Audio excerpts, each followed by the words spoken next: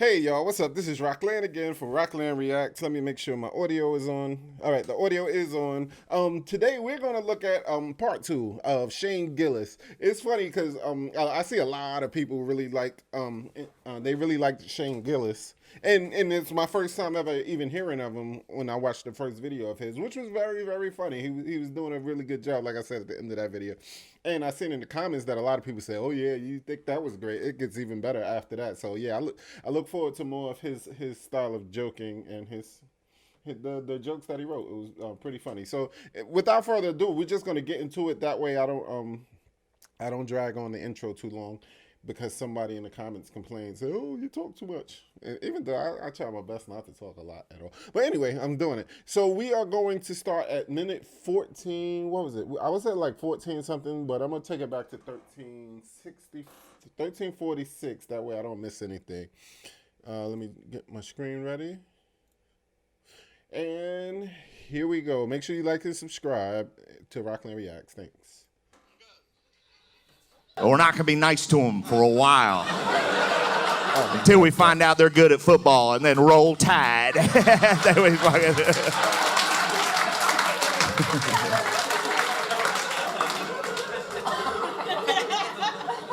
Hey, roll damn tide. I don't like Alabama football.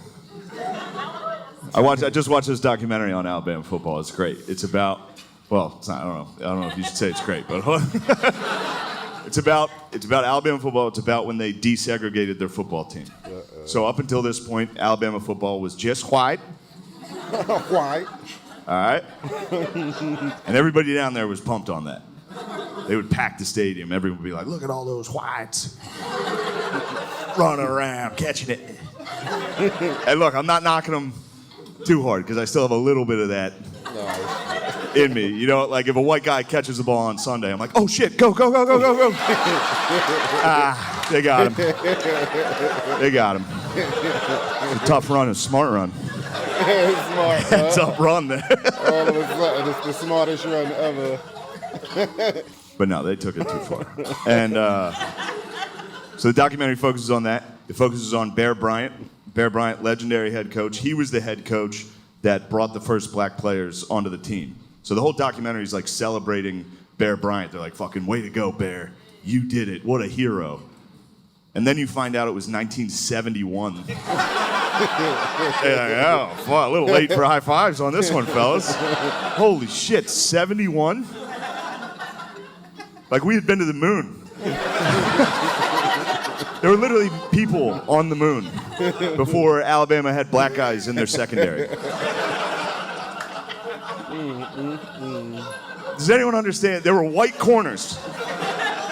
White cornerbacks. Oh, you understand how preposterous that is? Some of you are too young to have ever even seen a white corner. They're extinct. They don't exist. There's 2 left at the San Diego Zoo, and they won't reproduce. You'll never see a white corner.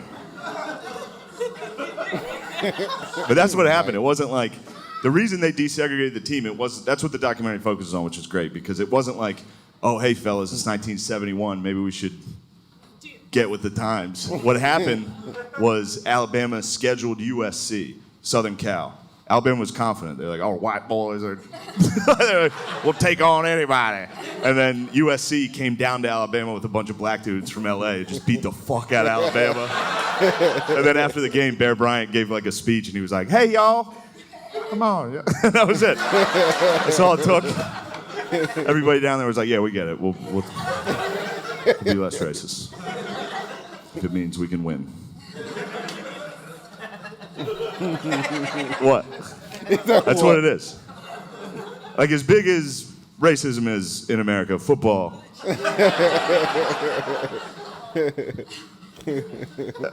That's true. That's true. Look, there's a Disney movie, Remember the Titans, dedicated to what I just told you. The whole point of that, dude, that was one high school football season. Remember the Titans was like, it was 8 weeks. You know, that whole town went from like centuries of like, "Don't let them in our school," to just like, "Oh shit, the high school team's 4-0. Those are my brothers."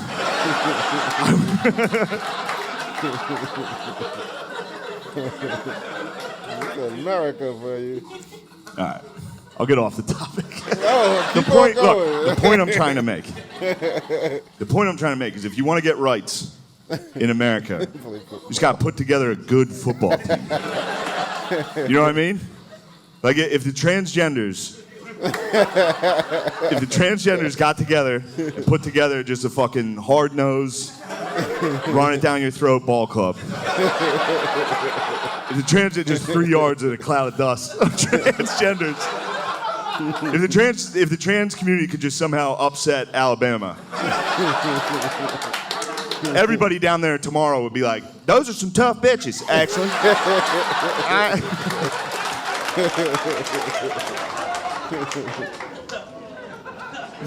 All right, we got out of that. There's some rough patches in there. That's all right. Well, this won't go great either. You know how like every show and movie now is like a remake of something? They just remake an old thing and just make it like more progressive and just put it out. Like they remade Ocean's 11 like a heist movie with like all gorgeous women. That movie should have been 10 minutes long. They literally should have got to the casino and just blown the security guards. Here's the keys to the safe. Take everything. I love you. You guys, you crazy bitches. I love you bitches. That's it. That's all they make. They either make that or they make slavery movies every year. Oh, jeez. Those are for no one. I have black friends.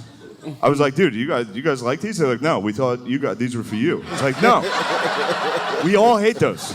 Stop making them. It's uncomfortable. Civil rights movies are good though. I like Judas and the Black Messiah was sick. Remember the Titans is great. Hidden Figures was good. The movie about the black ladies at NASA, or as my dad likes to call it, Medea Goes to the Moon.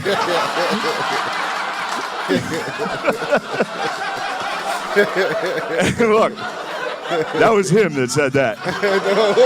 He said that. As soon as he said it, I was like, what did you fucking say? You don't talk like that. He knows. Some movies just remade is more progressive. I just think it'd be funny if like the right started remaking. You know what I mean? If they just start like conservatives, like there's a new Scooby Doo coming out. And it'd be funny if like the right remade it. It's just like Scooby and the gang going around ripping the wigs off of transgender people. It's like, that's not a woman. Some guy would have got away with it. We solved the case of the Starbucks ghoul.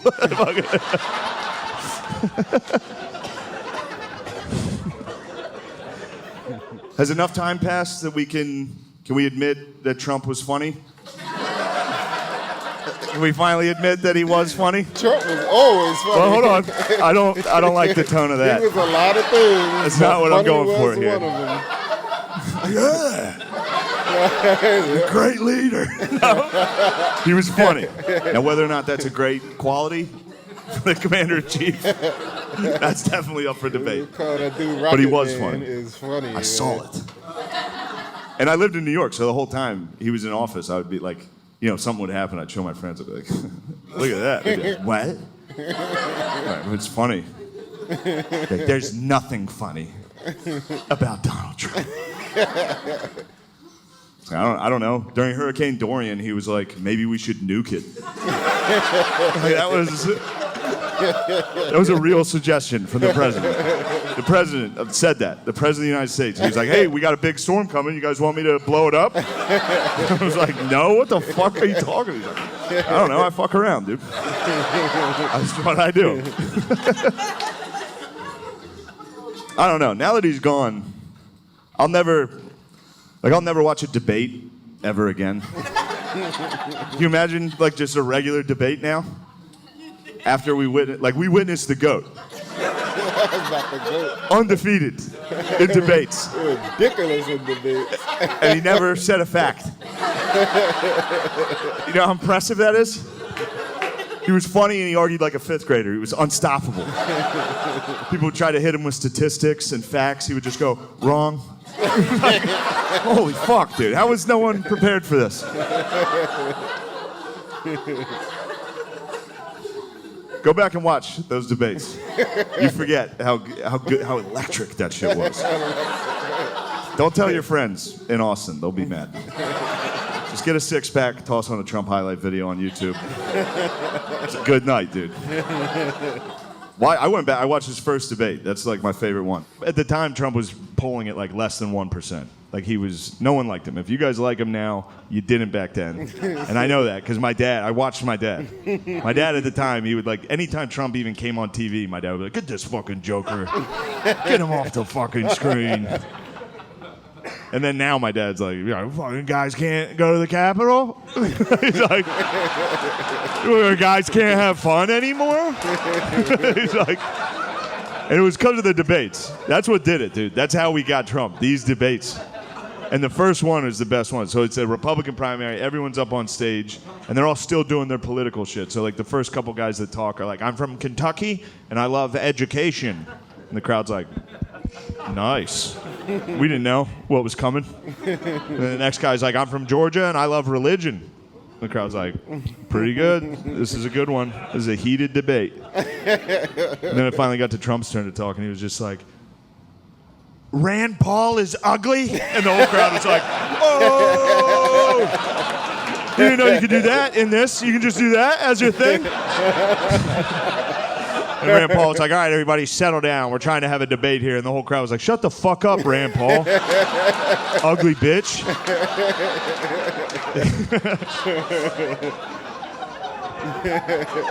And we just kept throwing dorks up on stage to make them debate Trump. It was not fair. It was mean for us to have done that to people. These guys were in politics their whole lives. And they just had to debate a fucking maniac up there who didn't give a fuck, dude. And I hate to, it was fun to cheer for him in the debates. It was fun to cheer for him in the debates because he was going up against guys that had been in politics for like 40 years, and then he showed up to the event like, oh, fuck it, what are we talking about? Like, it was like, he had no clue. Every week he had no fucking idea. There's one debate he's like in the middle of it going back and forth about the economy with Ted Cruz. They're literally talking about the economy, and in the middle of it he's just like, Ted's wife, ugly as a dog. Like, dude. Holy shit, dude. Ted was like, I'm from Texas. You don't talk about a man's family like that. You've got a dog wife, Ted. It was like, everyone knows. Everybody knows. Everyone knows.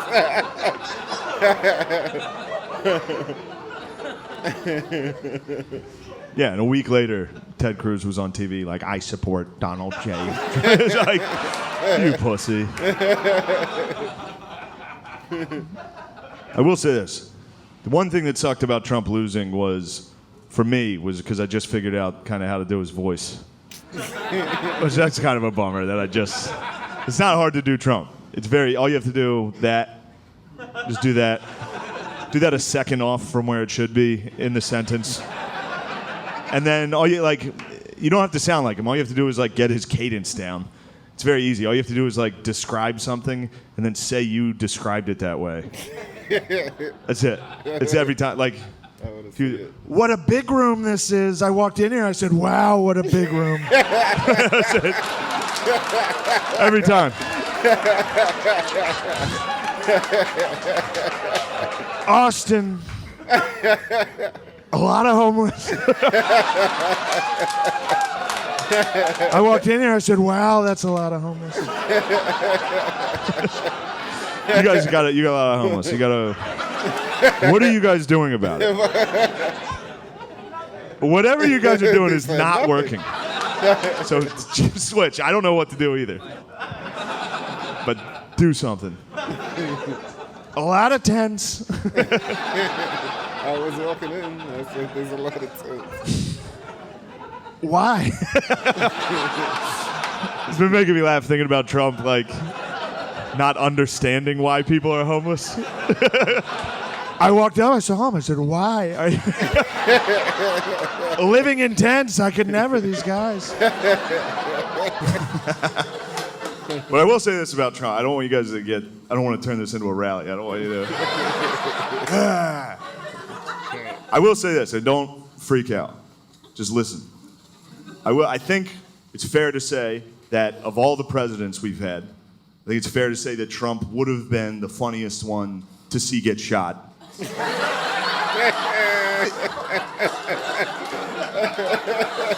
You know? I'm not laughing at him getting shot. Dude, the Patriots got fired up on that, dude. Just having fun at this show. No, look, I didn't even say it would be funny. Reaction to getting shot. I said funniest. It's a huge difference. Technically, there's a funniest of everything. There is. It doesn't make it funny, but there is, like, think of the worst thing you can think of. There's a funniest one.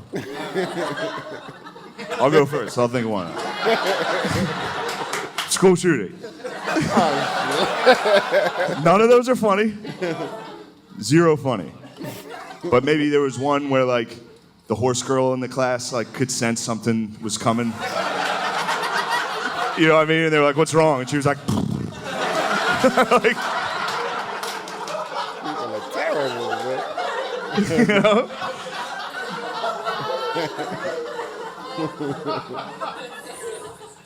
But back to what I was saying about if you had what I said was true. If you had to rank them from least funny to funniest assassination, easy number one. For real, he'd be talking shit like when it happened. He'd be doing like a rally. He'd be like, my opponent's gay. I walked in, I saw him. I said, wow, this guy's gay. The shooter would be coming out and be like, sit down. You're gay.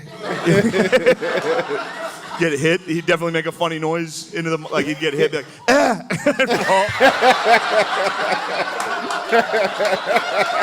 He'd fall funny.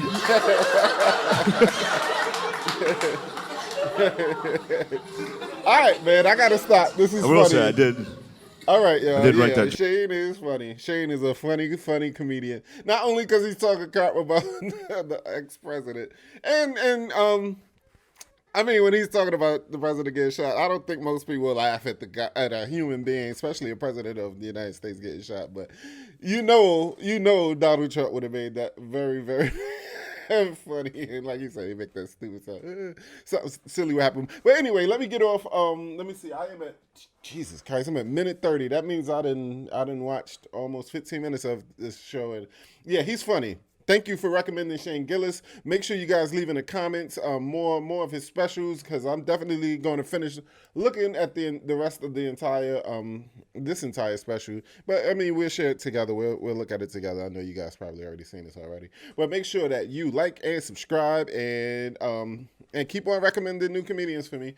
And I will see you next time. Thanks for watching Roklan Reacts, and peace.